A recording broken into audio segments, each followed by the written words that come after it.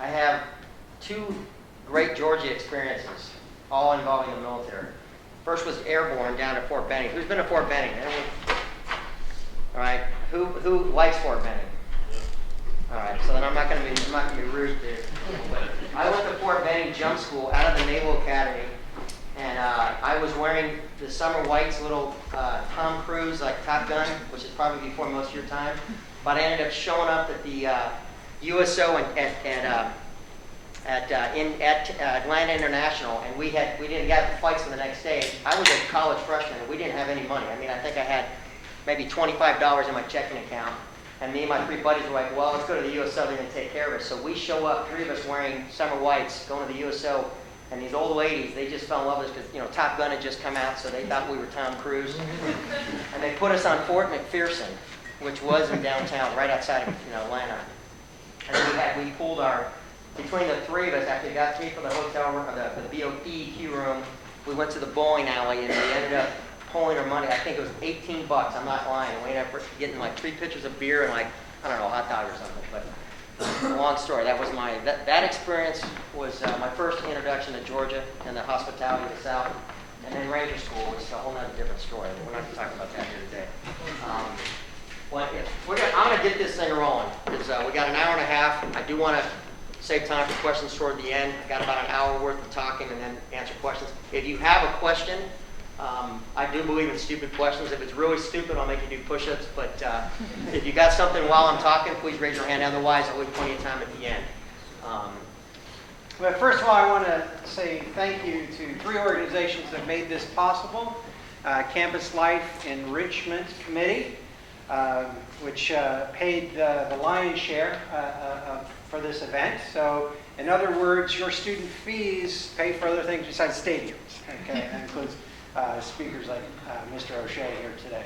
But also the Department of History and the Department of Political Science and International Studies have also kicked in, and we got our chair over there.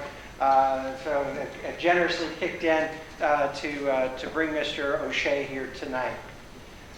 In 2000, well, I should introduce myself. I'm Michael Van Wagenen from the Department of History, coordinator of the Public History program. Part of what we do in public history is we appeal to those history majors. Do we have any history majors here?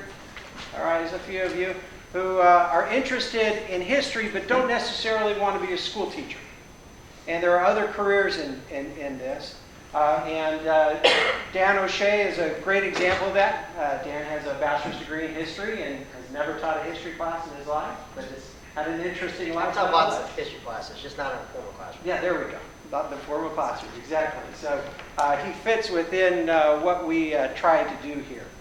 In 2005, my cousin traveled to Iraq to serve as a volunteer aid worker. Shortly after his arrival, members of the Swords of Righteousness Brigade kidnapped and murdered his roommate, Tom Fox. 2 years later, terrorists grabbed my cousin off the streets of Baghdad and threatened to decapitate him. After 2 weeks, negotiators collaborating with the U.S. Embassy's hostage working group secured his freedom.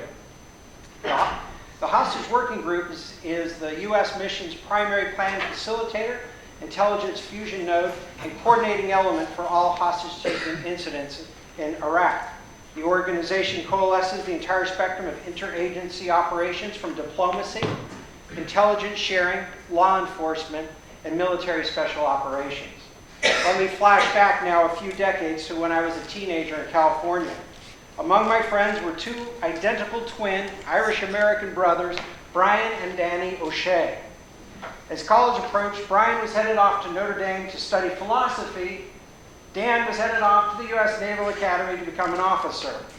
The last time I was in a room with both the twins together, Brian had hair getting down close to his shoulder, and Dan had the nice clean-cut look of a Navy cadet. In fact, the family folklore, I'm sure, is that these two emerged from the womb vigorously engaged in an intellectual, philosophical debate. That pretty much describes your relationship with your identical twin brother. He was born first, but we got in a fight and I kicked him out. There you go. There you go. If you're a twin, you'll understand what I mean by that. Well, Brian and I have remained close friends during the intervening years, so I followed Dan's career from afar. I heard about him commissioning as an officer, heard when he completed Bud School and became a SEAL. Then after 9/11, I got the occasional news about his deployments, at least those deployments that were public. Usually I'd ask Brian something along the lines of, so is Dan avoiding getting killed lately? And thankfully for those of us that know and love Dan, he did a pretty good job of staying alive over the last few decades. Good being a small target. There you go. So after my cousin was freed from Iraq, I was recounting the story to Brian, who told me that Dan had actually been a vital part of the creation of the hostage working group in Baghdad. I was thrilled to know this connection between an old friend and the resolution of a trauma that had caused unspeakable anguish for my family. As it turns out, my family is just one of many that Dan and the hostage working group have directly and indirectly assisted over the years. When Dan and I both found ourselves on the East Coast, he seemed an obvious choice to bring to Georgia Southern under this CLEC award. So I'm grateful on many levels to have him here with us tonight. Now, to give you a little background on Dan O'Shea, he's one of the co-founders and the first coordinator of the hostage working group in Baghdad.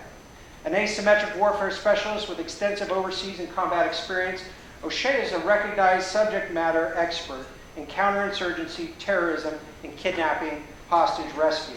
In Baghdad, he managed the interagency coordination of more than 300 kidnapping incidents and played a direct role in every major international kidnapping incident in Iraq from 2004 to 2006. O'Shea arrived at the height of the hostage-taking campaign targeting foreigners that averaged more than 40 per month. By the end of his service, foreign kidnappings in Iraq were in single digits, with only one foreigner reported taken in each of the last 2 months of his tour. He also served as a counterinsurgency advisor for the Commander International Security Assistance Force in Afghanistan from 2001 to 2012. O'Shea is a past associate fellow and lecturer at the Joint Special Operations University and the Overseas Security Advisory Council. Recognized as an Islamic extremist subject matter expert, he has served as a panelist on a series of terrorism and anti-piracy symposiums, including Johns Hopkins Contemporary Piracy, Consequences and Cures, and the Maritime Security Expo, Piracy, Ship and Crew Captured, Now What? I love that title. Is Paying Ransom the Best Answer? He is a fellow at the Center for Advanced Defense Studies and Research Associate at Syracuse University Institute for National Security and Counterterrorism. He has lectured to business executives for national security, lectured at Columbia University, and is a frequent CNN, BBC, Fox, and MSNBC military and counterterrorism analyst. For a while there, we just couldn't get you off of CNN. You just kept popping up. He further co-produced the Discovery Channel's Kidnap and Rescue series on the global kidnapping industry. Dan graduated from the U.S. Naval Academy with a degree in history in 1991 and received a master's in executive leadership from the University of San Diego Business School in 2001. He is also a former Navy SEAL commander with more than 20 years of special operations experience in Africa and the Middle East. For those of you that need proof of attendance, I will have that for you after the question and answer period. We're going to go on for 1 hour. He's going to present for an hour, and we'll have 30 minutes of Q&A. So please stick around for the full show tonight. And if we can give a nice warm welcome to... Okay, so let me go back. So veterans, I know we had a pretty big showing. Pretty big mixed colonel, I know that. Anyone else? Over here in the back, I work. What branch? Marine Corps. Any Iraq or Afghanistan appointments? 2 in Iraq, 1 in Afghanistan. Where in Iraq? And what years? 2003, we were there for the push to Baghdad. And I went back 2005 to 2006. We were in the Outland War. We were saluted the whole time. Okay, I will be revisiting history. So I don't think I need to give a Marine a trigger warning, right? That I'm going to take him back to your old deployment. I say that tongue in cheek. I'm not real big on the whole trigger warnings. There's no safe zones where I'm coming from. And let me state up front, folks, I'm not a college professor. What I'm saying here is, some of you may agree with it. If you don't like what I have to say and you're offended by it, that's really your problem. Because what I'm presenting is based on my firsthand experience. I'm not reading on something I learned in a book. This is firsthand experience. So I say it up front that I'm going to give you a very hard-hitting lecture. I'm not going to shy away from certain topics because this is real. This is reality. Every veteran in this room with any deployment to Iraq or Afghanistan knows that. So And my hats off. Though, what I'm going to talk about goes directly to Ambar, because as you know, Fallujah was initially where a lot of the hostages were being taken. And I spoke at Columbia University, you can believe it, an Ivy League school, had of the 28 kids, there were 8 veterans in the room, which shocked me. Who'd think an Ivy League school that used to protest Vietnam, UCLA, ROTC programs, but they've got a big outreach. So I love it when I talk to college classes, because generally I have veterans in the room, and in many cases, like I know for you, sir, you guys will be revisiting places that you've been. So, and I say that's very important because a lot of you, well, when 9/11 hit, I know we got a wide range. How old were you, sir, when 9/11 hit? No, I know you, sir. You're my age. I don't want to tell everyone. I wish I was your age. How old were you? 6 or something. Wow. What about you, sir? 6. Sorry, blue shirt. Sorry, I'm pointing. He's not a math major, right? 14. Okay, 14. How old were you? 9/11. Probably about 7. 7.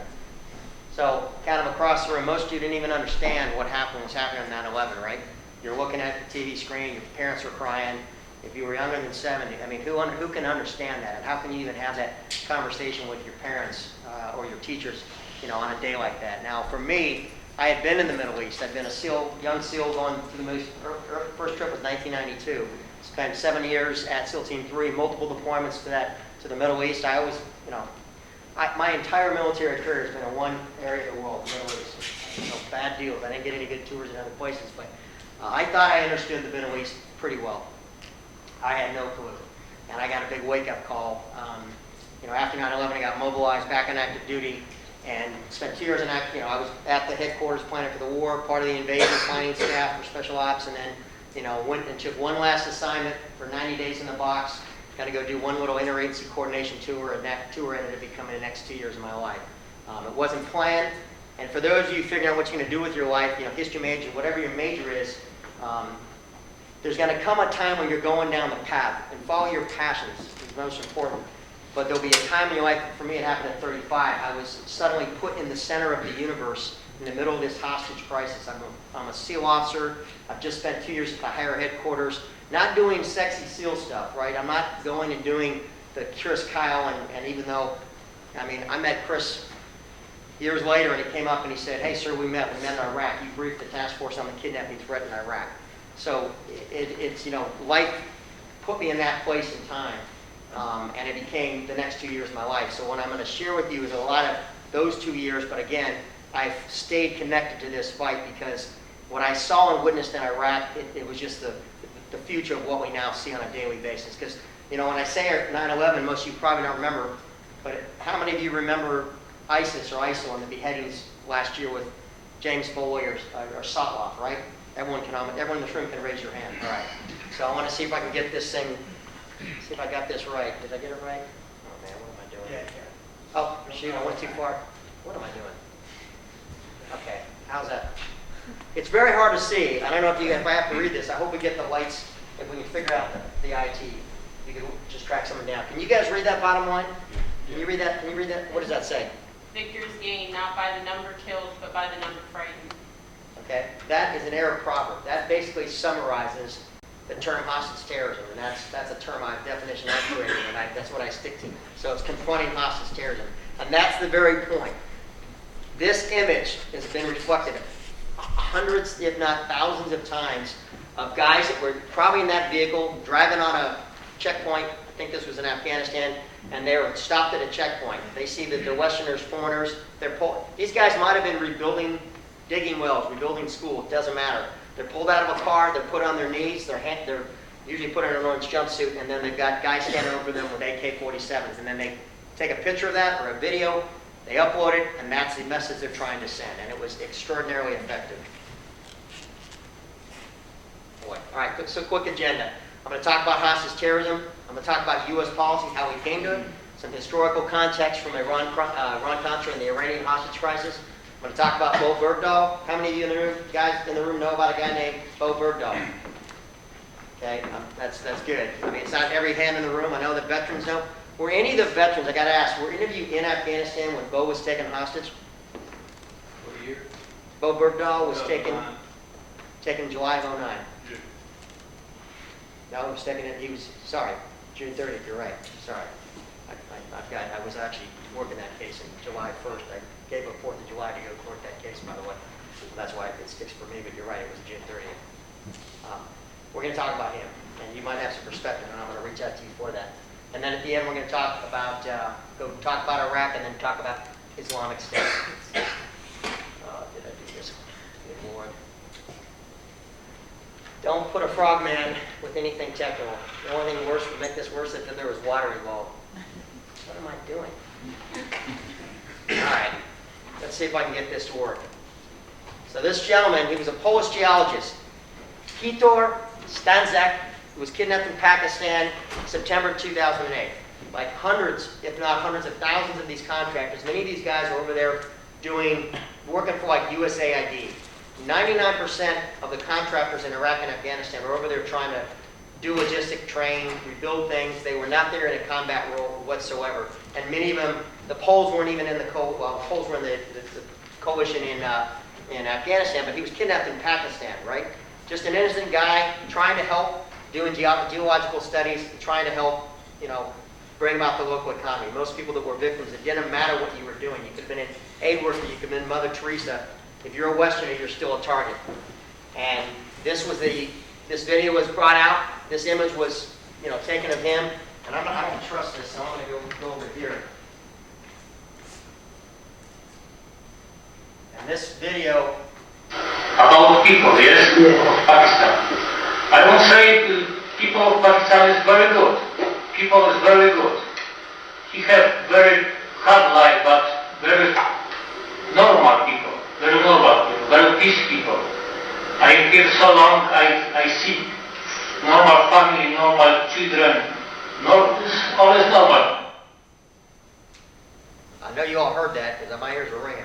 Is that too loud? Yeah. Can anyone turn that down just a wee bit? But you heard what he said, right? Normal people, normal life, normal. Obviously, English is not his first language. I would say the people of Pakistan is very good people.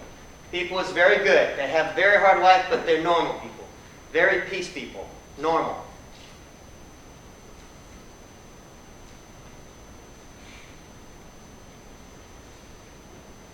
Oh, wow. This is something that happened daily and frequently. In fact, it spread from Iraq, this whole beheading thing. The whole kidnapping industry as a whole. Anyone see a movie called Proof of Life? Nicolas Cage, maybe a little bit, Nick Cage, not Nick Cage, Meg Ryan and Mel Gibson, it's the other Australian guy. Russell Crowe, sorry. The whole kidnapping industry really, for profit, started in Central and South America. But this whole kidnapping and beheading, that originated on my watch. It originated in Iraq. Not that it was the first time it happened there, but it happened to great, good Lord, folks. I don't trust this thing. Good God. Sorry, folks. All right, so again, this is the image, In the West, we say, hey, we'll give you your rights. We'll let you,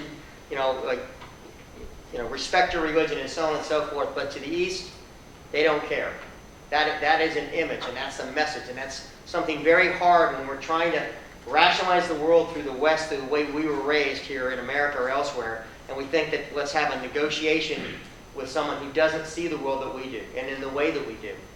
And that becomes very hard, because in the kidnapping industry in Central and South America, principally in Colombia where it got started, there was a game. You kidnap someone, you play the game. They're asking for $1 million, you offer back $100,000, and you negotiate back and forth. You might lose a finger, you might lose an ear, but over the days, weeks, months, sometimes years, you generally would get your hostage back when you negotiated that settlement. I should add that someone's phone, I meant to say this at the beginning, if the phone goes off, you're going to go get wet and sandy, but I don't think I can do that. But if your phone is off, next time it won't be push-ups, just to keep it fun. And that became part of the biggest challenge, is trying to understand. Sun Tzu said, if you don't understand your enemy, you'll never win in 100 battles. And that was pretty much, we were trying to deal with the kidnapping threat, looking at from the traditional models that seemed to be, that we were dealing with rational players. Unfortunately, in many cases, we were not. So I don't know if you can you guys see that? When you smile and nod your head, you make me happy. Can you read that all the way from back there? Man, you got some good vision. I just went to readers last year. Man, it's like getting old. But I'm going to read this. It's written in the Quran that all nations which had not acknowledged the prophet were sinners, whom to it was the right and duty of the faithful to plunder and enslave, and that every Muslim who was slain in this warfare was sure to go to paradise. Now, I don't think we got any Islamic studies scholars in here, or 9/11 folks, maybe some intel officers for the military. You might have remember seeing all the videos with Osama bin Laden. They would make these statements. So does anyone want to take a wild guess who possibly made that statement? You know, was it Osama bin Laden? Was it Zarqawi? Maybe Baghdad al-Baghdadi? Can anyone take just an educated guess who possibly made that statement? Which Muhammad, sir? The original Muhammad, the prophet. Well, it's not out of the Quran, but you're close. You're closer than most. Any other educated guesses?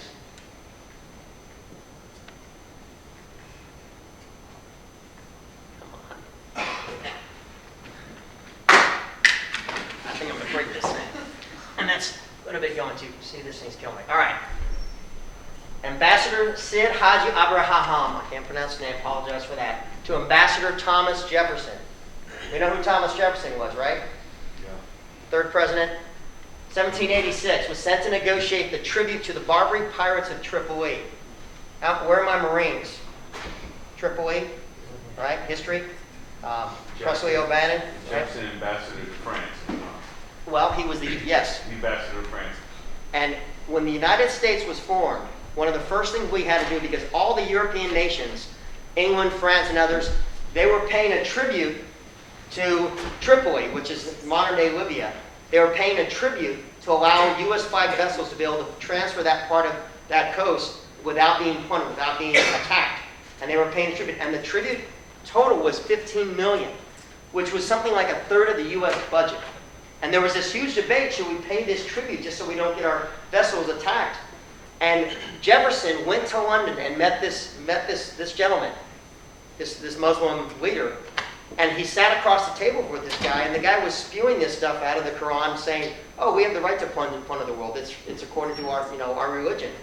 Jefferson came back to the United States and said, "We cannot negotiate with this. We cannot pay this tribute. We must build a navy and take them on."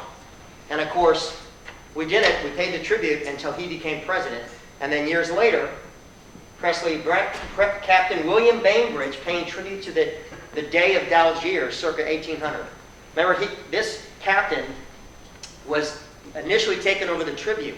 10 years later, when now President Jefferson is the President of the United States and Commander-in-Chief, he sent Commodore Bainbridge back to go take on the Barbary pirates. And the irony of irony, you guys remember the Maersk, Alabama, Captain Phillips? You guys see that movie? Remember? American? First time in 100 years, first time a U.S. vessel had been taken over and someone had been kidnapped or taken hostage in 100 years. And then the Navy SEALs that were on the back took the shot. They were actually teammates of mine.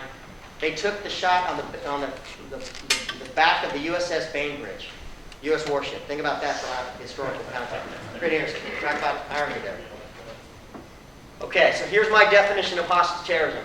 Terrorist groups who use the criminal act of abducting and holding individuals against their will to announce their agenda, raise their profile, negatively influence, disrupt, and degrade political will and the decision-making ability of their declared adversary. Their hostages are used for the purposes of making public demands, increasing public awareness of their cause, raising funds by extorting ransoms and or forcing concessions from nations or other entities. And folks, this is probably one of the most powerful tools because we did it. We allowed it. The West allowed it. The West allowed this, and it started in Iraq. And I'm going to get into some details. But you take one hostage, one nationality taken hostage can literally bring a country decision-making policies to your knees. And I watched it on a daily basis in Iraq.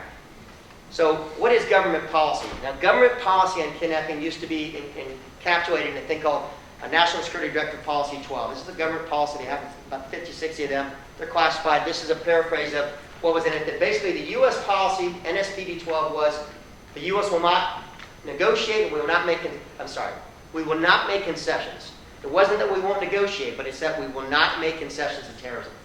which pretty much kept us in kind of, it was a hard policy, but it was a policy that worked because I can tell you all the countries that started paying out ransoms, guess what happened? They encouraged more of the same. And it goes back with some historical context. Way before your time, not before mine. I was very young when this happened, but I remember the Iran hostage crisis. Sir, you obviously would remember that. American embassy in Tehran was overrun for 440 days. 52 Americans were held for about a year and a half, and they were released right on the eve of Ronald Reagan coming into power. It ended up costing Kennedy. Jimmy Carter. Did I say Kennedy? Good word. Jimmy Carter. It cost Jimmy Carter his presidency.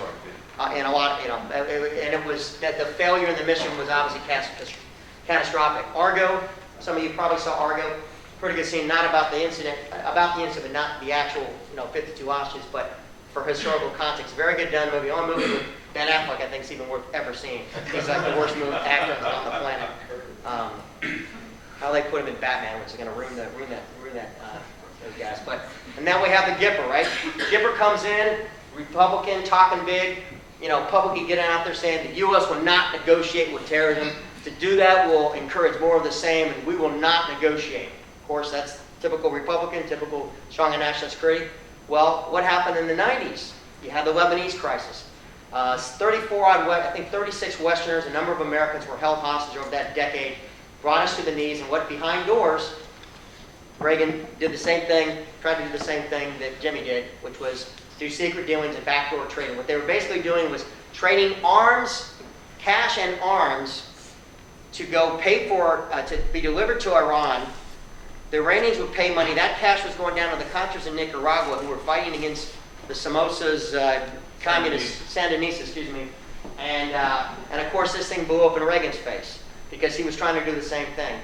And it got so bad at one point, the Secretary of State, George Shultz, because what it did is they traded the arms. The Iranians worked their backdoor deals with their Hamas connections, and they released some of the American hostages. And then what happened? They captured kidnapped more Americans. And Secretary of State George Shultz called it the hostage bazaar. Right? So you're trying to negotiate in good faith with these people. You give them the money, you give them the arms, you get your people back, they go out and grab more people, right? You're encouraging bad behavior, right? It's insane. But that's what our foreign policy was. But what we learned after Reagan and Carter is that hostage negotiations fairly go well. Hostage rescue missions are very challenging to pull off, so we just don't do them. So for about 25 odd years, that was U.S. policy was, you know what, we're just not going to do anything. That's the situation. I arrived at the embassy in 2004, July. It was right after Ambassador Nekrapani took over for Ambassador Bremer, and the insurgency, and my veterans here, if you're in Iraq in 2004, and I know you were there at that time, things started getting on steroids in the spring of 2004. I was in Iraq for the invasion. I was running around Baghdad in the back of the back of a pickup truck Humvee, running around having people give me the peace sign, giving me the thumbs up, USA #1. I mean, it was insane. And I come back 9 months later, and it was an entirely different environment. 4 weeks before I got there, a guy named Nick Berg, Jewish guy running around Baghdad with a Quran and a Torah in his private personal possessions, running around trying to get deals, and he ends up getting picked up by the Mosul police chief. They're like, this Jewish guy, they thought he was Mossad. They're like, we're going to roll this guy up. Well, the FBI gets a call. They go up to Mosul. They brief him and said, hey, we're going to give you a one-way ticket to go home. You need to get out of here because you're going to get killed. You're a Jewish guy running around Baghdad. You're crazy. Get out of here. Nick Berg says, FBI, screw you guys. I'm a private citizen. You can't tell me what to do. I'm on my own program. The FBI's like, all right, have a nice day, brother. Nick Berg leaves Mosul, right after being held in the police chief for a couple days. He gets on a bus, tells his friend, I'm going to take a bus trip over to Petra in Jordan to go check out the ancient ruins. That's the last thing he ever sent. Bus got stopped at a checkpoint, guys pulled him out, and then the first person in an orange jumpsuit ended up getting beheaded. It was put on TV. It was aired by Al Jazeera to the entire world, and that was the wake-up call of this new thing called hostage terrorism. And if you're in Iraq in that time, April was kind of the starting point of when the insurgency realized just how powerful hostage terrorism is, and it's why it became such an effective tool, and it continues to be to this day. So I'm going to fast forward a little bit, then go back. So Bo Bergdahl, Who knows Bo Bergdahl? I know who that is. What soldiers know about Bo? Well, what do you know about Bo Bergdahl? You know I've listened to the Serial podcast, so I know everything up to what it's given past 2 weeks. but those are his interviews, right? Mhm. So in a nutshell, what's he saying? He's saying that he had viable reasons or reasonable reasons to leave his post, but he was upset with his command, and that's how he thought he could get the most attention. He never thought he'd be captured. I tell you, if that kid was in my unit, he wouldn't be in my unit for starters. I've heard some of the podcasts and his response. I mean, ridiculous. My dad's a veteran. I was telling him I was listening to anything. He's like, I have nothing to say. What do you know, sir? About you know? Did you raise your hand as well? Yeah. What do you know about Bo? Like I don't mean like what he's saying, but about him walking out. I mean, what do you know about Bo? As a I just know he deserted his post, left his men, and then he was seen like playing soccer. I mean, like he looked in good shape, and I think he got a few of his men killed because they were trying to save him. So I don't know much. You know a little bit. What about a veteran? Who was there when that went down? I know someone was raising their hand earlier. Were any of the veterans here? Anyone that was in Afghanistan when that went down? Because he was gone for almost 4 years. Did anyone serving have any impact? So, Bo Bergdahl, he kind of he was upset with his unit. He had, some leadership issues, or so as he claims. That doesn't give you the right to walk off a post in the middle of a war zone when you're in a small combat. I mean, insanity. And of course, his story was he was going to go report on his leadership challenges to a general officer. That doesn't pass the smell test. I mean, I'm a military guy. I mean, that kid deserted his post. I mean, and he's now going up on charges on it. And I can tell you right now, Bo Bergdahl, whatever his intention was, I mean, people say he was going to collaborate with the enemy and all that. Within 15 minutes of walking up that post and getting rolled up, he knew he made a mistake. He made a terrible mistake. And yet we're Americans, we want to get these guys back. Now, I was involved behind the scenes working issues to try and get him back. But the way to get him back was, you want to bring every American home. And listen, I put my life on the line for journalists that were writing about how what we were doing was terrible and everything else. A human being is a human being. And I worked these cases for Iraqis too. So I believe we needed to get him back. But how we brought him back was a catastrophic fail. And I'm going to get into that here. And these are my opinions, so take them for what they're worth. And the biggest problem is this image right here, that the president announcing that we, quote, negotiated with terrorists to bring this soldier back. Now, they can say we didn't do this, we didn't make concessions, but that's exactly what we did, because they announced from the Rose Garden, the White House lawn. One thing I've learned in this business, we never would talk about American hostages.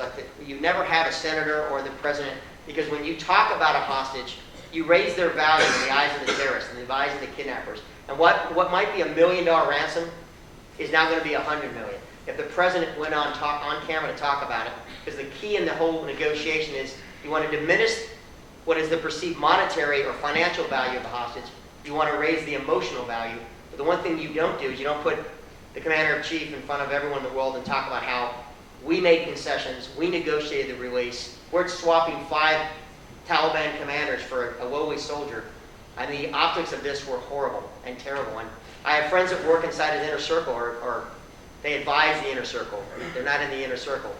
And they were incredulous that they did this. But, they just thought he was going to get good press out of it because he was bringing a soldier on.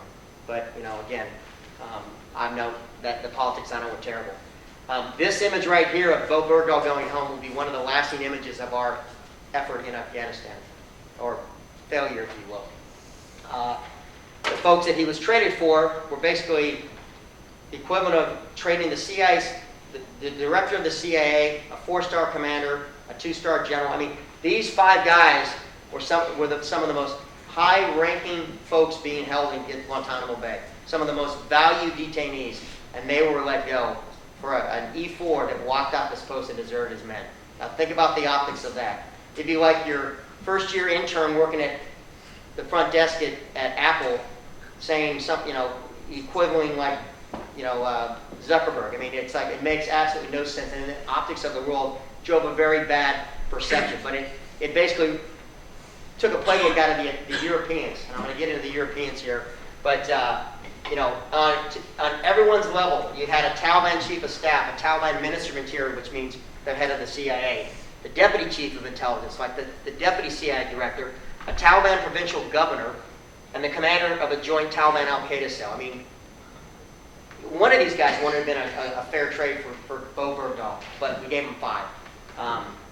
Again, the president's trying to get rid of everyone in Gitmo, and this was a great way to get rid of your 5 most wanted. And all 3 of them have already been rumored to have gotten back in the fight, so that, the follow-up for that will be whatever.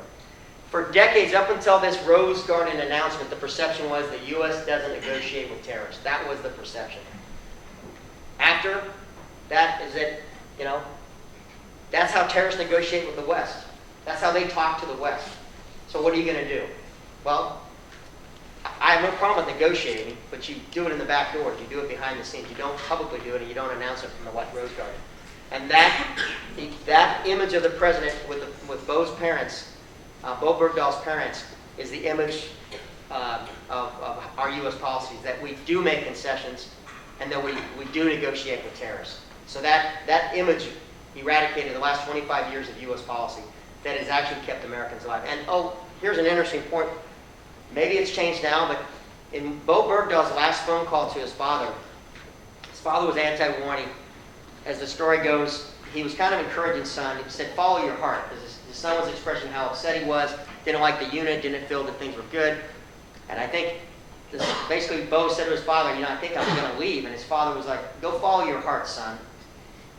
When Bo Bergdahl, up until I know for a fact, over 2 years after Bo's release, he had yet to talk to his parents, or at least to his father.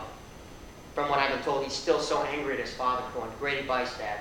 But, the whole parents said, they were standing next to him, but Bo Bergdahl didn't talk to his father for up to 2 years after being released.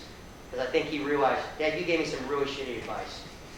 I don't mean to be getting off target here too much.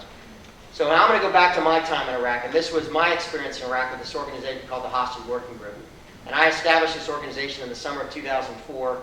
I don't know if you can see the logo, but we had 4 stars, and everything in the military is significant. So we had the 4 stars of intelligence, law enforcement, military special operations, and diplomatic, working diplomacy. That's what the 4 stars stood for. The black banner had our 3 priorities in the hostage working group. Now, every black banner, you'd always have the hostages and the black banner behind them. So we had a black banner, but our black banner had the priorities of the hostage working group, which number 1 was rescue recovery of hostages. Number 2, prevent future kidnappings. And 3, bring those responsible to justice.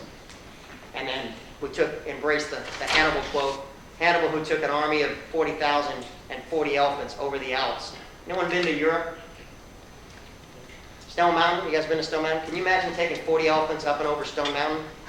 Well, this guy did it with 40 elephants, and then laid waste to the Roman Empire for about 15 years. And his motto was find a way or make one. And that was pretty much how we lived every day. We broke a lot of glass, or broke a lot of eggs to make the omelet, but that's ultimately how we were able to put together an effective team, because every one of these pictures represents a kidnapping case in Iraq. I could talk 2 hours about every one of these. The lady at the top, Margaret Hassan, up here. I don't want to use this pointer because I think I'm going to do something well. You can see the lady at the very top. She's been in Iraq for over 20 years, 25 years, married an Iraqi that reportedly had converted to Islam. She was the director of CARE International. She was basically the Mother Teresa of Baghdad. There are 4 pillars within Islam. One of them is sarqat, or giving alms to the poor. This is a woman who lived the 4th pillar of Islam every day of her life. Was a beautiful soul, was a remarkable woman, and she was against the invasion. She thought the invasion was ludicrous. And she was ministering to the poorest of the poor in the Baghdad slums.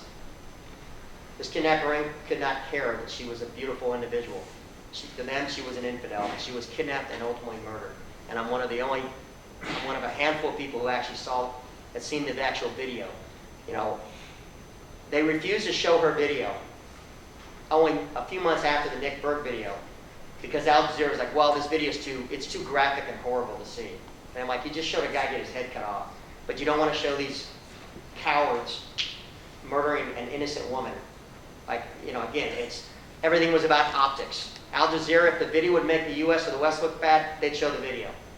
If the video would make Islam or the jihadists look bad, they wouldn't show the video. And so on and so forth. This woman here, Joanna Segregno, Italian journalist, she wrote for Il Manifesto. And it's crazy because I can't believe, when I was a young kid growing up, if you say the word pinko communist, it's like the biggest insult on the planet. And now we got a socialist, most of you in the room probably voting for, which I find absurd. I think not to get off into a political debate here, but Joanna Segreño wrote for Il Manifesto. She's a communist. She's not a pinko communist as a pejorative. She was a communist, running around Baghdad writing stories about how the Marines were killing innocent women and children in Fallujah. She was as far left loon as she could possibly be. She goes interviews at the Baghdad University Mosque, a college campus. She does the interview, and she probably gets kidnapped right as she walks out of the interview by the guy she interviewed. It was a professor of Islamic studies who interviews her, and then he kidnaps her. And then I spent the next, 6 weeks of my life putting my fourth point of contact trying to go find her and rescue her. And she was. Is she killed? The Italians. Hey. I'll tell the one story. I don't like to get into too many of these sidebars. I was working very closely with the Italians on this case, and the Italians knew that the U.S. was going to put our very best special operations unit to go do this rescue mission. But after four or 5 weeks, they just figured, you know what, we're going to do what we always do, we're going to pay the ransom. I'm standing at Baghdad International Airport, and I see an Italian C-130 plane land. I see a bunch of guys get off the plane, and it's led by my counterpart, Salvatore, who was the Italian CIA guy, or intelligence chief. And he's walking with these 10 goons off the plane. Now, I'm a small guy, but I've traveled overseas with a platoon of SEALs when we're going in civilian clothes. I know what it looks like, and I know what these guys were. And I'm like, oh, the Italians are up to something. And I saw my friend, I said, Salvatore, we can help you. We're a phone call away. He goes, Don, I have your number. I will call you if I need you. And he smiles at me. And I'm thinking, the Italians are up to something. Well, it turns out that night, at about 9 o'clock at night, after curfew, they paid the ransom to this guy I was talking about, this professor of Islamic studies at Baghdad University. And then they're driving to they're trying to drive frantically after curfew to get to the airport, to go get on the plane and go home. Without coordinating with us, by the way. So they're doing this underneath, the radar screen. And the guy that just paid the $3 to $5 million ransom calls up the tips line, which would be our version of 911, gives a vehicle description of the car and says it's a suicide bomb. So he's trying to get the guys who just gave him $3 million, get him killed. And they're driving frantically through the streets of Baghdad when they come up to a checkpoint, and an army soldier there sees a car coming at like 45 miles an hour. He waves the flashlight. Car doesn't slow down. He fires warning shots. Car doesn't slow down. This kid now is convinced, I got a suicide bomber coming in to blow me up. 3 days earlier, his unit got a car bomb, killed 3 of his buddies. 3 days prior, he's convinced now he's about to get killed. He follows his SOP, standard operating procedure. He's trying to just take out the radiator. So he's walking around just trying to disable the car, all the way up to the bitter, and this soldier is trying to do the right thing. The car stops 20 meters from his Humvee. He's in the turret. He's waiting for the explosion, and all of a sudden, they hear, it's not Arabic, and this unit was the Fighting 69th from New York City, the famous Irish battalion, all right?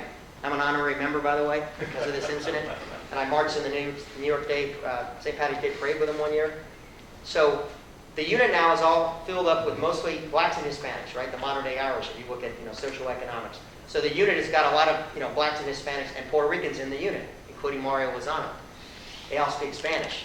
So it's Spanish and Italian, so they figure out, oh my God, they're Italian.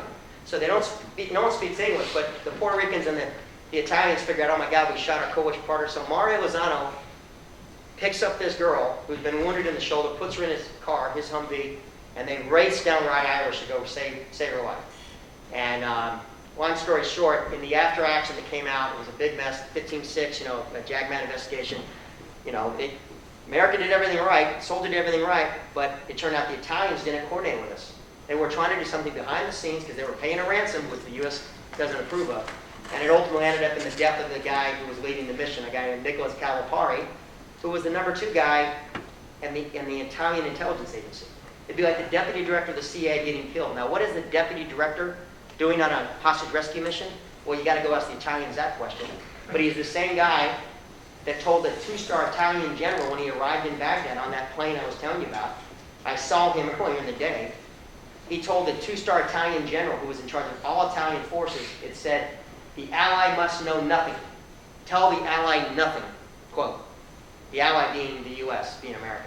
So, long story short, The investigation comes out, and some investigating journalist found out the name of that American soldier, and a year later, that soldier got the widow of the Nicola Calipari, who was an Italian hero. He was laid in state at the Vatican. They've never done this for anyone other than a pope. So his body was in the Vatican for 4 days. He's a national hero. His wife gets elected to the Senate. Now 2 years later, she's demanding an investigation on why my husband was killed. The Italian government's like, oh, we're in trouble. Let's wag the dog. Let's charge that American soldier with murder. So they charged an American soldier with murder in absentia. And I got involved and we got him off. It's another long story. But to tell you how I can go on for hours on how complicated these cases are. They make your head would spin. It's like it was like being in the middle of a Tom Clancy novel. But I don't want to get too wrapped up. But I got to say a couple things because some of them are pretty funny. You can imagine that. One night we get this frantic phone call. An American soldier's been kidnapped, taken hostage by Al Qaeda. We're like, oh my God, our worst fear. Because they know they wanted to do that. So you can't see this picture. I'm so bummed. Can anyone see this? Can you kind of see it? Barely. It's a bad looking picture, but it looks like an American soldier. He's got body armor. He's got his kit on. He's got a black flag behind him. The gun's being pointed at his head. This image gets sent on the internet. It's sent to us, and we freak out. We come back in, and I start looking at the picture. I'm going, wait a minute, something doesn't seem right. So I emailed out to my special forces guys, and I said, guys, hey, we got an alert. This might be going down. I get a call 5 minutes later. My 5th group guy calls me up and goes, he's laughing. I go, dude, what are you laughing at? This isn't a joke. He goes, bro. He goes, that's a G.I. Joe doll. I gave one of those to my kid before I deployed. That's a Special Forces G.I. Joe doll. So Al Qaeda literally, or someone, took a picture of a G.I. Joe doll behind a black banner, put it on the internet, and we thought it was a kidnapping case. And we responded. I mean, we were getting ready to respond. So think about social media and something as stupid as you think, oh, no one will ever see this, and then you never get hired again because you posted something on Facebook and 10 years ago you can't get, you know what I mean, you can't remove. Note to self, or note to you guys, don't post anything on your Facebook page that you think would be embarrassing, look stupid, because if you think it kind of looks stupid, it's pretty stupid, and it's going to come back and haunt you later in life. I'm not going to roll into too much of these other cases because I'm going to revisit some of them, but 2 Germans, engineers kidnapped, another story, first American taken hostage, Matt Maupin. Took us 4 years to get his bones home. This kid was a South Korean that showed up in Iraq in the summer of 2004 on a war tourism holiday. He took pictures with American soldiers, was out running around town, ended up in an orange jumpsuit, and you know the rest of the story. Talk about Roy, if we can get these lights down, because I don't know if I'm going to be able to show that video because the lights aren't going to go down. And Tom Fox up here in the corner is the colleague that was working with Michael's brother with the Christian Peacemaker team. He was with a group that was there initially to be human shields for the war. They were very against the war. In fact, we got information on the Christian Peacemaker team that someone was targeting them about 4 or 5 months before this kidnapping. We went to their offices, we sat down with them, and we said, listen, we don't have anything specific, but we have information coming in that you guys are being targeted. You guys need to consider about pulling your operations out of Iraq or you need to change how you're doing business. And they looked us dead in the face and said, we're doing the Lord's work here. We're helping the local Iraqi people. No harm will come to us. Thank you, but we don't want your help. 4 months later, 4 Christian Peacemaker team members went to a morning meeting in a Shia neighborhood, and they were trying to get stories about abuses against Iraqi soldiers, Iraqi people. And a CNN bureau chief, Michael Ware, calls me up and says, these guys are coming and trying to sell me stories. Again, they're idiots. These guys they're so off they're loons. They're so far to the right of left of center, they don't know what they're doing. They're going to get someone killed. Well, they go to the meeting with the Shia cleric, trying to get abuses that they could report to CNN or whatever. That CNN was even looking at them and going, you don't have a story here. When they told the Shia cleric they're going across town to go to a Sunni mosque, the largest mosque in Baghdad, the Mother of All Battles mosque, the Shia cleric looks at him and says, are you crazy? That's where all the kidnappings are happening. You can't go to that mosque. They will kidnap you. Well, what do? They ignored that advice. Their Shia driver refused to go to that neighborhood because he's like, I can't go into that neighborhood. The Mother of All Battles mosque, remember the mosque that Saddam built after the first Gulf War? That mosque was the headquarters for a lot of this stuff. I'm not going to get into it here. But they went to that mosque, and gee, what happened? They got kidnapped. And Tom Fox and 2 Canadians and a Kiwi Canadian and one Englishman were all kidnapped. And when the Christian peacemaker King came in, first comment to us was, we're not going to give any information that could lead to a hostage rescue mission because, they knew the threat, they knew the concern. And we don't want, quote, evil men with guns to go in and do a rescue because you might harm the Iraqis. You might harm the kidnappers. I'm not making this up. They literally said to us, Tom Fox knew the threats. He said he will jump in front of any Americans with guns and go into the room. And I'm looking at these people going, a guy like me with a gun is the only thing that's going to bring Tom Fox home. I didn't say that to him, but I'm just looking at him like, sometimes people don't know. Sometimes a good guy with a gun is the only thing that stops a bad person with a gun, or a knife in this case. And 10 days after that conversation, a week after that conversation, Tom Fox was taken out to a Baghdad neighborhood that was abandoned. It was kind of a junkyard, put on his knees and executed. So, not to get too in the weeds. And Jill Carroll, I don't know, some of the soldiers, Jill Carroll, if you're in Iraq in 05 or 06, she was a 28-year-old Christian Science reporter, freelancer, didn't have any kind of security really. She had a driver. She went to do an interview, got kidnapped, and all of a sudden a young, pretty American girl is kidnapped, and all of a sudden now we're going to do something about it. And in the last 80 odd days of my tour, we kind of cleaned up the mess. But why kidnappings? Why do they do it? Well, it became very easy to organize kidnappings. It's like the mafia. The Al-Qaeda and these other groups, there were Al-Qaeda-like elements, but really it became a money-making business. Any guy, how many guys here, you're all from, a lot of Georgia guys here, Southerners obviously, how many of you guys have your own shotguns, you guys like to go out hunting and have guns? What, about a third of the room? In Iraq, it got so easy that everyone's got an AK-47. If you saw two Westerners driving to go to a mosque for a meeting, you go, hey buddy, come on Leroy, let's go get our guns, go get a pickup truck, let's go do it instead of a kidnapping. That's how prevalent it became. And every Westerner, every non-Iraqi got targeted. There were a lot of Iraqis got targeted too. And so when these groups, violent extremist organization, and then you can use that for Al-Qaeda, ISIS, whatever you want to use, but they did it because kidnappings allowed you to use propaganda, counter-propaganda, and social messaging. It helped get more recruits to the cause. You get concessions from people, either companies paying out $1 million ransoms or countries acquiescing and pulling troops out of the fight, or ransom payments. And the kidnapping was a very low-risk, high-reward thing to do. And that's why it became, we didn't find weapons of mass destruction in Iraq, but we did find weapons of mass effect, and kidnapping was one of those things. Tactical events with strategic impact, weapons of mass effect. So, to give a quick example, we had a guy, Douglas Woods. He's over there as an Australian contractor. His attitude, and he was interviewed on CBS News or ABC News a couple months, 2 months before I got kidnapped. And his attitude was, I'm not an American jerk. I don't run around with guns. I'm really just a nice Australian bloke. That was his reason. That's how he was going to stay safe in Iraq. And of course, he meets a guy, says he's with the Minister of Oil. He thinks he's going to do a big deal and make millions of dollars, so he goes to this meeting thinking he's going to meet an Iraqi oil minister, walks in the room, what is it, 3 guys with keffiyehs on and AK-47s, pointing at him, "Don't come with us." So they ransacked his office, ransacked his computer, got money out of his safe, I think like $100,000, and they kidnapped him, and then this first video came out.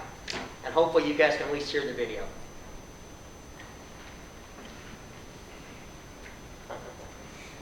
I went too far. A lot of folks.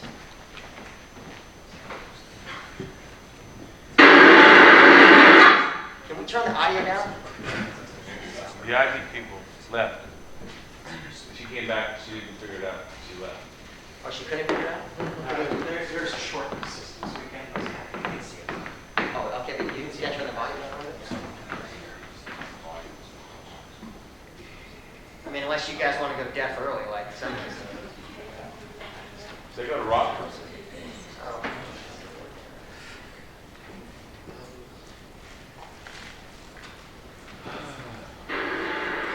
President Bush, Prime Minister Howard, Governor Schwarzenegger, family,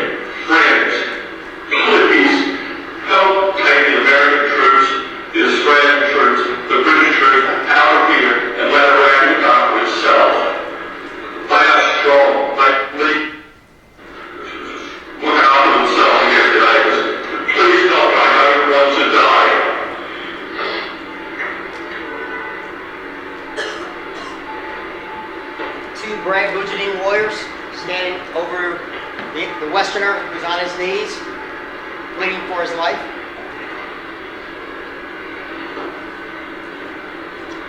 So did anyone hear at the very beginning who he asked for help? Who he pleaded? President Bush? Who else? Howard and Schwarzenegger, right? Does that seem odd? Right? What would an Australian be doing asking for help for Arnold Schwarzenegger, the dominant? Why would he do that, right? Well, when they kidnap you, they go into all your files, they break into your computer, and they find out everything they can to use against you. And it turned out he had an American wife who lived in California. So they knew, by putting that in the messaging, Governor Schwarzenegger, that would end up on the news for sure. And what happened on the print? Governor Schwarzenegger, Australian hostage asked for help for Governor Schwarzenegger. That was in the headline. So these guys are very smart. They do exploitation. I mean, these guys they're very good at what they do. And the next day, 2 days later, a video came out, and his head was shaved. And at this point, the Australian sent over a contingent of the Special Air Service guys, and the number 2 guy from the Foreign Service shows up. And they're in my office, and this video comes out. The next video with his head shaved. And they shave heads in Islam before you die. It's something you do before you become a shaheed or a suicide bomber. And as soon as that video came out, the Australian head looks at me and he goes, "Well, what do we think?" I said, "Well, hey, sir, I'm sorry to inform you, but your guy's going to be, the next video is going to be a beheading video. I mean, you need to expect that he's dead.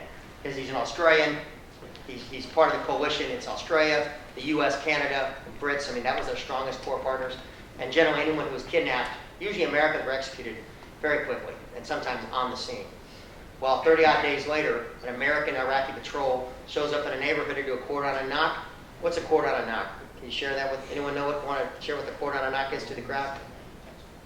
You pretty much set up a security perimeter around a specified area while someone else prepares to make entry. That sounds terrible. Cordon on a knock, doesn't it sound nicer? You just set it with a cordon, you go knock on the door. Hey, how are you? It's kind of like what the Brits did in the Revolutionary War that pissed us off and made us launch the revolution, but another topic. But so the cordon on a knock had taken over the neighborhood, and the locals in the neighborhood looked at the soldiers and said, "Hey, no, the jerks, the criminals, the bad guys, they're in that house at the end of the corner." And so they walked in the room, and they found a couple of hostage, takers guarding a room full of hostages, including Doug Woods, excuse me. And so Doug Woods comes to a press conference, and his first thing out of his mouth is, "God bless America. I hated those bloody arseholes." He does it in the Australian vernacular. And he, makes this big, huge thing about thanking America and telling the world that the kidnappers were, jerks, and, the Australian version of, the a-hole word, if you will. Well, what happens immediately in Australian press, the left-leaning press? They start literally criticizing him because the Australian government spent probably, $5 million, $10 million just flying the SAS over. So they were criticized about the money spent by the government to rescue him, and then the fact that he praised America was a terrible thing. And they literally said, well, it looks like he was fed 3 squares a day, because Doug Woods is kind of a big guy. And in the debrief, Doug Woods describes being in a room, blindfolded, handcuffed, lying on the ground next to 8 or 10 other hostages. Mostly were Iraqi hostages. So this noble insurgency, these noble, quote-unquote, let's just take the fight to the enemy, this was a kidnapping ring that targeted mostly Iraqi working class, that were bourgeois class. They were doctors, lawyers, people that had money. The average ransom payment in Iraq was about $5,000 to $10,000. But this kidnapping ring would target people that had money, and they wanted $50,000 a pop. Not the $5 million you can get from a random Westerner, because that was too challenging. You'd have special forces looking for you. So they just wanted to make money off their fellow Iraqis. They didn't care if Sunni, Shia, didn't matter. They would investigate. They'd find out what neighborhood the guy lived in, what kind of car he drove, where he worked. They'd ask around. Okay, he's a doctor. He owns a business. He's got the money. They'd call the family up and say, "We want $50,000. The family would say, "No, we don't have that money. We can't pay that." "Fine, your husband's dead." And then they'd walk in that room, put a gun to the head, and pull the trigger, and execute someone lying on the ground. And Doug Wood describes that happening on 2 or 3 occasions, and the blood pooling on the ground. I mean, I'm being very graphic because I'm being blunt about this. But again, how the perception, how the story was spun, right or wrong. I mean, sometimes you have to look at, an evil thing in the eye and call it what it is, and not parent it, because not being honest about the threat, hasn't helped us. I was going to show another video. I'm not going to do it because you guys can't see it. I want to save some time for questions. We're getting kind of wrapped up. How are we doing? We have time right now, by the way. That was perfect. So let me go through.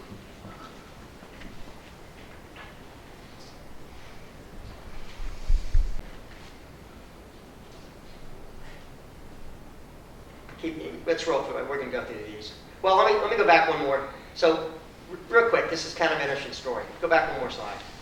So, case study. So, all the Italians and the Germans, they were paying these ransoms, and these ransoms just fed the industry.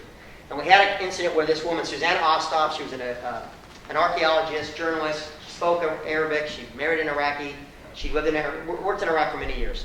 She gets kidnapped in the north.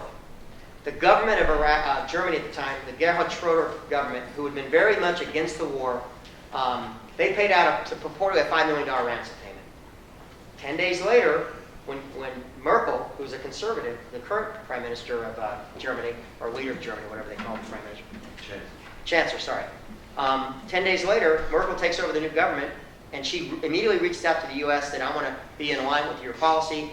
And what happened? 2 engineers, these 2 gentlemen, were kidnapped in the Beji engineering plant. They were trying to help them, but they got kidnapped. And so the Germans sent in a special forces guy, and we start working the case, whatever. And the German press tried to deny it in the news that they'd even doing this, that the ransom had been paid. And they had their foreign minister, their State Department, head of the State Department, when asked about this, they were asked well, what about the ransom payment? Didn't this fund this? And he said, well, it was the reports about the ransom payment, meaning that the journalists talked, and now the whole world knows that we pay ransoms. But in this day and age, the kidnappers were chatting in jihadi chat rooms, sharing, hey, we got $5 million for the Italians, we got $3 million for the Germans. So it spread the industry. So that's why anyone with a German or French or Italian passport was getting targeted for kidnapping. Go back one more. Go forward. All right, well, hold on, back up one more. Well, let me finish. So I guess the slide didn't make it, but I'm going to finish this one story. So we had a trucking company have a number of people get kidnapped. One of the guys kidnapped on the truck drivers was a guy from Somalia. And the group that grabbed him said, they put him in an orange jumpsuit, they put him on camera, they said, we're going to execute every one of them unless the American troops leave Iraq. Well, a Somali warlord found out on the internet that one of his cousins was kidnapped and was being put on the execution block by Al-Qaeda. He sends out a simple message. If you harm our brother, we will slaughter every Al-Qaeda member in Somalia. And there were still a lot of Al-Qaeda in Somalia. Now, do you think a Somali warlord would put out an idle threat that he's not going to carry out? What do you guys think? What happened the very next day? They released him and said, oh, we would never harm our fellow Muslim brother, that are Muhammad Mama. So it's all about messaging and about, are you willing to do what you say you're going to do? And, so go ahead to the last slide. So I kind of saved it for here because I know we're right at the hour mark. And, 10 years goes by and I get all of a sudden the Bergdahl thing, the Foley thing, the ISIS coming back on steroids. I'm telling you right now, ISIS, I've seen evil, straight up. I spent 4 years of my life between Iraq and Afghanistan for a decade. 2 years straight in Iraq, dealing with this kind of evil. I mean, I thought I understood. I thought I saw the worst that humanity has to offer in Al-Qaeda. ISIS, ISIL, Islamic State, makes them look like Boy Scouts and Girl Scouts. I'm telling you, straight up. It's chilling. It is chilling. And they're getting recruits in this country, kids in college, kids that you were sitting next to, driving, here in every state in this country, the FBI has active investigations of young men and women, generally young men and women, that are seeking to join ISIL in their movement. And the videos are not chintzy little sketchy videos filmed on a phone and uploaded to YouTube or to the jihadi website. The state-of-the-art of the capability of these ISIS videos, they're better than anything coming out of Hollywood. They're so dramatic, and they're terrifying to watch because, you heard about the pilot being burned alive.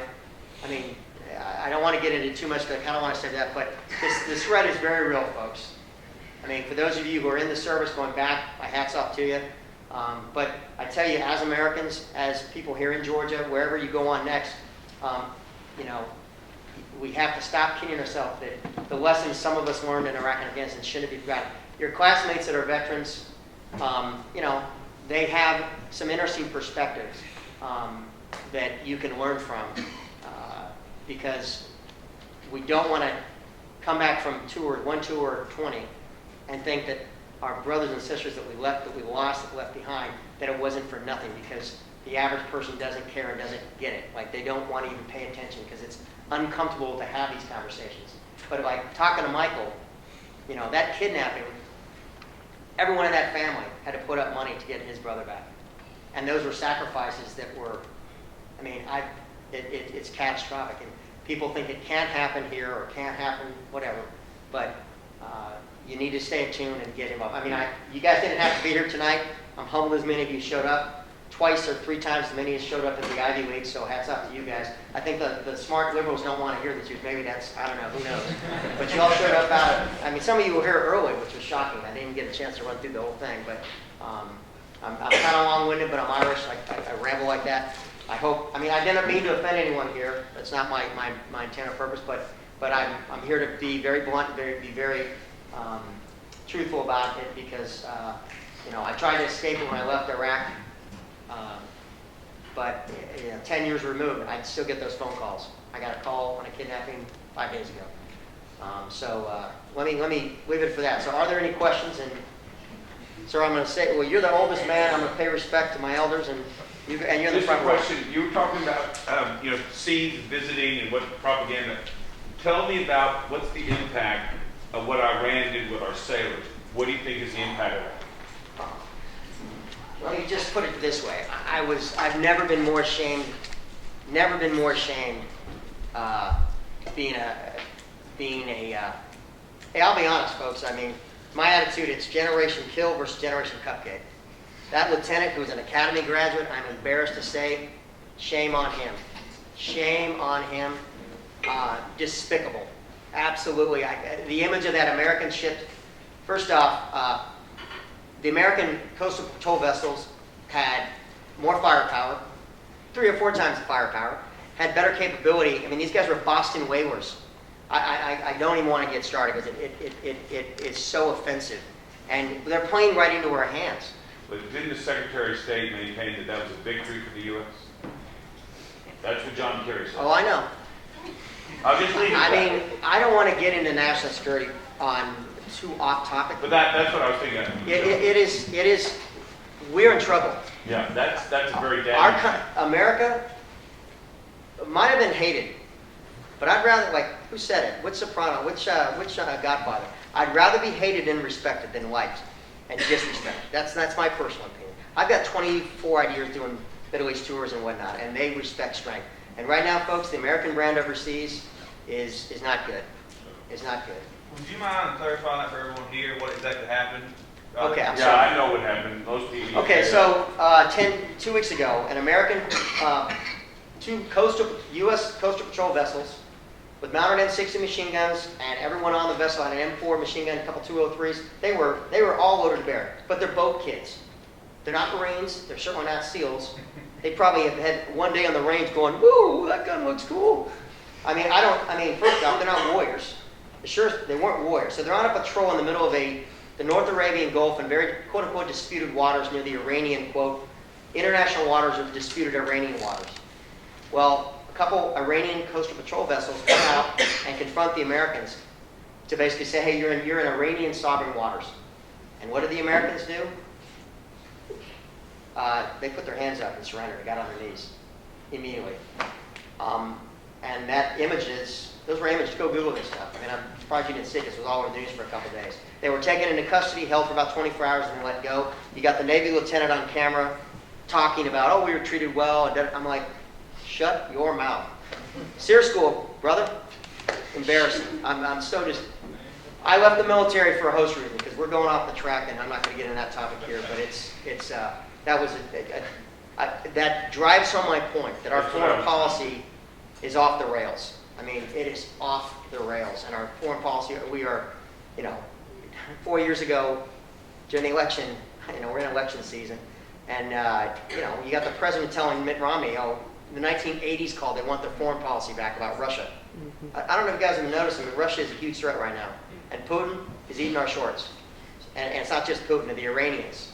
And we just gave $150 billion to the Iranians to fund more terrorism around the world with that Iran nuclear deal. I'm trying to, let me stick on hostage terrorism. What do you propose America should do to combat ISIS and radical Islam? First off, we have to be honest about radical Islam. Islam is Islam. We keep saying it has nothing to do with Islam. It has everything to do with Islam. I'm really sorry. I have Muslim friends, and I confront them on this, and they know it too. People that, when they say Allah Akbar, they're saying God is great. Islam is what calls them to do these things. So let's be honest about the big elephant in the room. Now, if it isn't true Islam, then we need to start seeing the Muslim clerics to start standing up and criticize it, because they're not. So Islam, let's be honest about what the enemy is, because we're not being honest. We have to. Bush wasn't honest about it, and Obama, they just put their head in the sand. I mean, listen, I almost want to stay non-partisan because I think both parties are so messed up, and frankly, right now, there is no good option. Like, I don't know who I'm voting for at all. I mean, you know, it ain't going to be Hillary. She killed friends of mine. And this email scandal is, she'd be in jail. I mean, I'm a patriot, folks. I did 24 years in the military. If I did send an email to a general officer, one email, and I used to run SAT programs, special access programs.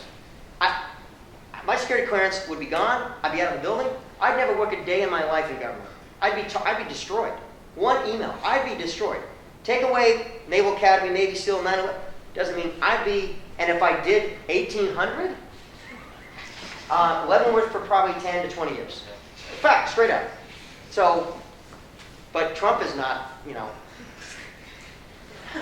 Trump is not, you know, I mean, you know, I don't want to bully and I don't want someone to insult me. Let's have some honest conversation, because these threats, you asked about ISIL, and what was the other question? How do we do it? And ISIL, and okay, radical Islam, let's be honest about it and have an honest debate about it. And stop, every time there's an attack, what do we have? Oh, it's not, Islam is a religion of peace. Well, no, it's not. It's a religion of pieces. Pieces. Pieces. So let's be honest about that. That's my first point, right? And listen, this fight has to be won within Islam. And there are people within Islam that recognize ISIL is horrible, and they need to be eradicated. I'll give you a great analogy. The Jordanian pilot that some of you may or may not know was shot down, and he was burned alive in a video that was 18 minutes long. Go watch the quality of this video. It's better than any X-rated Texas Chainsaw movie you've ever seen. The imagery and how they put the video together, the messaging was phenomenal. I mean, my hat's off to ISIL. These kids are Western educated. They're smart. They know the internet better than we do. I'm not an internet savvy guy. I mean, you know, you guys, that's your generation, not my generation. I know how to use email. I got an email address, you know. So he was burned alive. But when he was held hostage, ISIL was negotiating with the king of Jordan, saying, oh, well, we want a ransom payment. I have a very dear friend who was best friends with Jill Carroll. She speaks like 10 dialects of Arabic. She lives in Jordan. She's managing all these refugee camps all around the region. She lives in Amman, Jordan. She said, everyone in Jordan, the pilot was from one of the most prominent, the month I got there. So basically, every day I had a new kidnapping case. Then I went up to 54, was saying to King Abdullah, pay the ransom, get our son back. We don't care what it takes. The day that video came out, the tide in Jordan turned.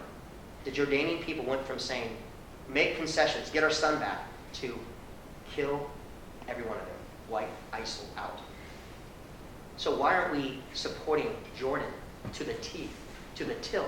Why aren't we supporting the Kurdish fighters that are Muslims that will take the fight to them? We are to a certain extent, but not really. You want to win this thing? I'm not saying put 82nd Airborne in. God bless the Marine Corps. That's not a mission for me. That's a mission for my kind of guys. But we don't need to be announcing yesterday, you're also sending Delta Force into, are you kidding me? It's insanity that we're announcing the playbook it's all for gain. So we need to get back in the shadows and let guys like me go do our work in the shadows to get the job done. But we need to plus it up. And we should be backing any Muslim leader, King Jordan, General Assisi in Egypt. Those are the people, I'm sorry, I mean, they may not be the best person to back, but we need to be backing those that will take ISIS on. And it should be a Muslim-on-Muslim fight as best we can make it, right? But yeah, we have to put boots on the ground. There's no way we're going to solve this if we don't put guys like me embedded with our counterparts to go do the mission. And we'll accept it. We will accept it, I'm telling you. Because we've seen the alternative. And the alternative for me is I don't want to see another 9/11. It changed my life. Changed my life. I gave up, I lost everything. But I came back, I kept going back because the mission's right. The mission's right. So we have to win this. We can't put our heads in the sand and pretend that the threat isn't there. And then ISIS is, like I said, they're far more powerful, far better funded than Al-Qaeda was. And they have established a caliphate, something Al-Qaeda wanted to do, never did. ISIS did it in a year. ISIS established a caliphate within about 2 months, maybe 4 months, when the commander-in-chief called them the JV team. Fact. So, who's got a question? So, Punisher, love it. Part of what you just said about the Delta Force, I just read that. They don't exist. I don't know what you're talking about. You run that, well, it shouldn't. But I'm a journalist here at Georgia Southern. I work as a journalist for the Army National Guard of Public Affairs, and we have a public affairs handbook. We're training on OPSEC, and half the things I write into my chain of command about OPSEC violations. You can't even write about it. I used to read people onto these programs, right? That SEAL Team 6 and Delta Force doesn't. I used to read people on and say, okay, they don't exist. So now I'm telling you they do exist, but guess what? If you ever talk about them, you'll go to Leavenworth. Right. My question is, and I know you probably have beef about this. I myself, and even questioning, kind of have like a love-hate relationship with my own job. And seeing some of the things that are put out on Facebook or whatnot, it's almost the terrorists. They don't even need to have intelligence operations. They just go to Facebook. They go to any organization, news media, CNN, Fox News, to figure out where they need to go and what they need to do. So they're killing us. These people believe in a 7th century ideology, 1,400 years ago, and they're killing us. We created Twitter, Facebook, the internet, and we're getting killed on it. But what other thing is, we're not taking the fight to them. Call them out on their right? I mean, I'm going to come to you next, but I'll give you an example. I'm at the PRT, Provincial Reconstruction Team, a Norwegian Provincial Reconstruction Team in Afghanistan in 2012. Perfect example. Remember the Quran burning? Remember the guy here in Florida, the guy who wants to burn the Quran? Well, it wasn't that one, but they found a Quran burned in Bagram. So here's the background, folks. These prisoners are given a Quran, right? Because we're respecting their religion. So they're inside of a prison. They're given a Quran. Turns out they're using the Quran to plot how to kill the American soldiers guarding them, right? So they pull the Qurans out and say, okay, you've lost this privilege. They hand them to an E4, E5 and say, all right, son, get rid of this Quran. In the military, anyone in the military is how do we get rid of paper products? We burn it. By the way, you know how you get rid of a Quran properly? How you properly dispose of a Quran? Guess what? Same thing, you properly dispose of an American flag. Okay, now if I see some Indian on the street burn an American flag, but that ain't going to happen, right? But if you're doing it proper, I've taken care of flags, done the proper thing, and I burn a flag, but I do it with respect and so on and so forth. So again, it's all out of context.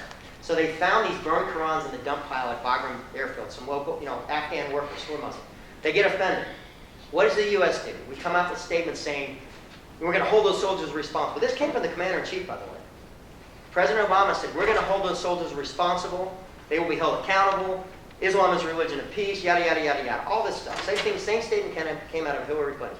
Now, I'm in Afghanistan in a small base with a bunch of Norwegians who have caveats that allow them to not go on combat missions. They can only go out and build churches and schools. So the Norwegians, for the last 4 years, have done nothing but dig wells and build schools. Help the local economy, right? When the word came out that the Qurans were burned by, quote, the Americans, you had a guy jump in the back of a pickup truck, and next thing you know, 1,000 people are trying to storm the base. Pretty small base, by the way. So the Norwegians are freaking out, right? So cars are getting burned in the parking lots and everything else. So we subdue it, and we're waiting the next day, because the next day is Friday, and Friday prayers, we thought, oh my God, now we're going to have 10,000 people showing up. So the Norwegians' response was going to be, they were going to take those statements from President Obama, Hillary Clinton, the President of Norway, and all these European leaders, and they were going to put out in Pashto or Farsi on the radio, announcing that we're sorry, that you're really peaceful, and we love you, and we're gonna hang those soldiers out to dry. And me and my SF Special Forces counterpart played football at LSU. He's like 6'3", got a PhD, smart as hell. I can say that, right? Hell's okay, right? I got to be careful, guys, because I usually drop, the F-bomb in these lectures. And I'm trying to stay clean today because I'm getting videoed over here. This is going to end up on the internet. I'm going to get, be targeted. But so we looked at him and we said, listen, we found out that we asked, all the cars that got burned in the parking lot outside the base were owned by the local Afghans that worked on the base. And we asked them, well, what did you lose? And they all said, oh, a $1,000 computer and this and that. And they all said a Quran. So everyone had a Quran in their car. It's kind of like in Mexico when you go in a taxi, they all have Bibles in the car. Same thing in Islamic culture, they'll have a Quran with them. So in the protesting of the burning of the Qurans, the crowds burned a bunch of Qurans, right? So we ended up counter-messaging, putting that out through the Kandak, the Afghan battalion with their mullah. So we counter-messaged. We used the Quran against the Quran. And what happened the next day at Friday prayer? 18 of the 24 mosques in Maimana basically said, hey, you can protest the burning of Qurans, but you can't burn Qurans in the protesting of burning the Qurans. And nothing happened. So again, let's be smart. I'm not saying let's work within Islam. Let's work with Muslims to fix this problem, right? You know what I mean? So I hope that tried to answer your question. Now, ma'am, sorry. I was just wondering, I know how they put out propaganda, and that's how they make their money, and that's how they get all the attention and whatever, how they grow. Has the United States ever thought about doing propaganda against them, kind of like what they're doing back? Well, No. The short answer. you got so many lawyers and so many, here's the one. They're trying. My company's got a product that's going to help them do that. We'll see. We're trying, but you know what? You'd be amazed at the counter-messaging. Because we're so worried about offending someone that we won't counter-message. So we're trying, but not really. It's a joke. I hate to be so, I worked within the State Department for 2 years, and I remember trying to work through counter-messaging. Like the video I was going to show you was a 60-minute video. Here's a perfect example. I tried taking images of these beheadings and this stuff and get it, let's counter-message. I remember trying to get it approved, and I'm sending these emails, and then these emails were coming back 5 days later, and it was this circular, what am I wasting my time? And so I started doing, typical SEAL, I said, I'm going to become an insurgent, and I'm just going to make the thing happen. So when Roy Helms was rescued, I didn't get to show you the story, he was the one guy we rescued in my 2 years in Iraq. Of 448 kidnappings, 60 Americans, we only rescued one American. And we had 150,000 troops. We had capability you have no idea exists. The forces you're talking about earlier. We had the capability. We could have done anything and everything, but we only rescued one American. And we rescued him, and right as he got rescued, Katrina hit. And I remember the PAO, Public Affairs Officer, she goes, yeah, we didn't get any bounce. We didn't get any positive response. And we finally rescued this American, no story. We got it. So I went to the CNN bureau chief, who was a guy I used to meet with every other couple days to get information, because he would pass information to me because he wanted us to win this thing. And I turned him, I said, hey, I got a scoop for you. You want to go out and cover where Roy Helms was kidnapped and, go see the scene of the horrific conditions and so on and so forth? He's like, oh yeah, mate, sounds great. Took him out there. I didn't realize, I thought you were going to take pictures, write a story. Ended up taking a video camera. Ended up on 60 Minutes.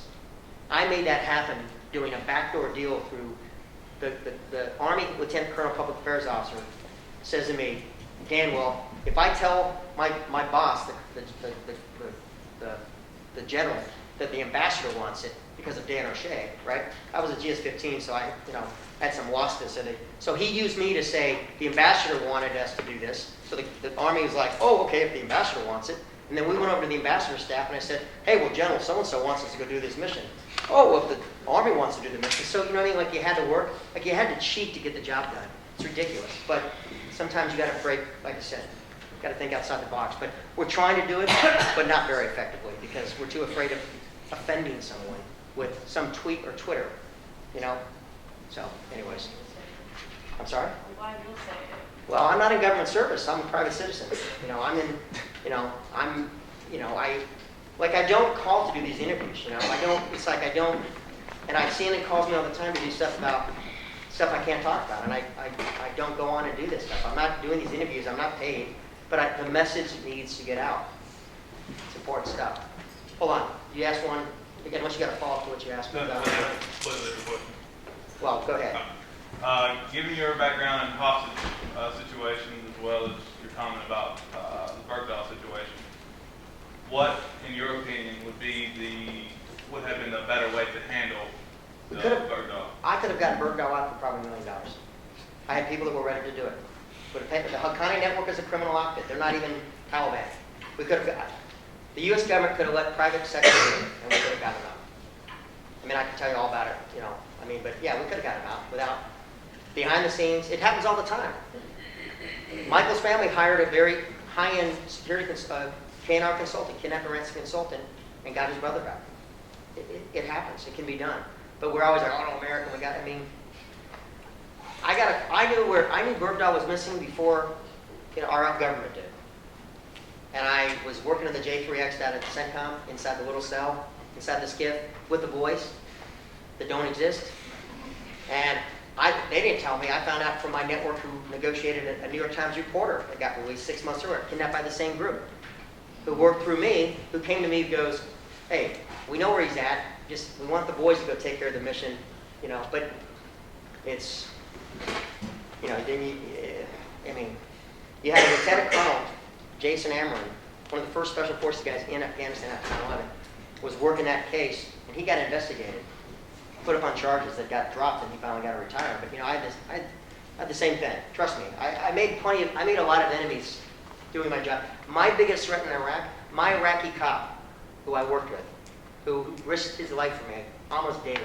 He said, Dan, Al Qaeda knows about you. They know about you, and they know about the hostile working group. But they were not my biggest enemy. It was the interagency, the people in our own government who wanted to do the job. I was like, all right, you want to go outside, get the information, I will. And then they came after me for trying to do something about bringing home Americans. And I mean Americans. I don't want to get into it here. I should go write the book. I'm not going to do that. So who got another question for me? Sir? Do you think the government and the military in general is just being too reactive and not proactive? Well, we're retreating. I mean, you know, Iraq, Al Qaeda was dead. I was in Iraq in 03 for the invasion, 04, 05, 06, 07 during the surge, and in 2010. In 2010, Iraq was stable. Al Qaeda was dead. The third leader of Al Qaeda in Iraq was killed when I was there. And Al Qaeda was on the ropes. And ISIS, we let loose 80 of the senior Al Qaeda leadership were held at a place called Camp Bucca. Another 20,000 were in Abu Ghraib and other places. This administration pulled the plug and said, we're gone. It's going to create a power vacuum. Power vacuum, and ISIS came up from the ashes like a phoenix on steroids. So now how do we go? I mean, the genie's out of the bottle because, you know, the American public is not going to tolerate a large force going back in. But we have no choice. Like, we're going to have to send, you know. At least are we? I don't know, but we should be smarter. I mean, we should be working, I mean, the Kurds, we spent $80 million or $150 million trying to train the Syrian Free Army. I'm on CNN with a 3-star general. In a Syrian Christian village in northern Iraq, the entire village was kidnapped by ISIS. These are Christians who've been in that part of the world a generation after Christ. These people were probably converted by one of the apostles. This entire village, every man, woman, and child in that village was kidnapped by ISIS. And Anderson Cooper had me on. I'm on next to a 3-star general. And Anderson goes, well, and this was the whole topic, no boots on the ground conversation. And Anderson says, you know, they're going to do the airstrike campaign. And I said, well, Anderson, you know, in the history of modern warfare, there's only one military engagement campaign that ended in an airstrike, or with airstrikes, and it was Hiroshima and Nagasaki. And I don't think we're dropping nuclear weapons here. And then he said, well, what about the training? They're going to train the Syrian army. You know, they weren't even starting the training for a year. I mean, it was insanity. And I've been doing training my whole life. I do involve foreign internal defense. I've done lots of training in that part of the world with Afghans. You know, the Afghan jumping jack, you know what I'm talking about? Don't get that on camera. You want to have a fun experience, go train Arabs on doing morning PT. It's the funniest thing you've ever seen in your life, especially Afghans. I'm bashing them. I'm just saying it's pretty funny. But so I said, Anderson, you cannot train an effective fighter. If you can't create a competent NCOIC, it takes 5 to 7 years to create a competent enlisted corps. You can't build a freaking E5 in a year, and much less the senior ranks. I said it's going to take a decade minimum to do this. And then he flashes from, you know, Commander 05 O'Shea to a 3-star general who tells the world, oh, well, Anderson, we're not trying to create Navy SEALs here. I'm sure we can create an effective fighting force. Because I oversaw the training of the Iraqi army in Baghdad. You know, I can't wait to see that general in person someday. sir, you owe me a bottle of Johnny Walker Blue, because, you know, I wanted to call you out on camera. But that's part of the problem. We've got geo leadership. I'm sorry, I shouldn't use the word geo, because that means general officer, and leadership in the same sentence. We're really failing, because to make flag officer, what you got out as a colonel, or what? How many guys make beyond 06 and aren't, you know, they don't have anything in their ticks and their, you know, they don't have any black marks, they don't have any, you know, in this day and age, I mean, the PC-ness of our Army and military, it's absurd. I mean, my friends that are stealing out here at the stores, I'm like, whew, thank God I'm out. But anyways, who's got it? Sure. Let me interrupt you for a second, because I know some people have to get going. Yeah, if you got to go, please, don't. But Dan is offered to stick around and chat and meet. We also have some posters. Someone asked if he'd sign a poster. We got some posters if you want that. Or Dan will sit and do that. That will cost you a beer, so we got to do that at Farm. But let's give him a round of applause.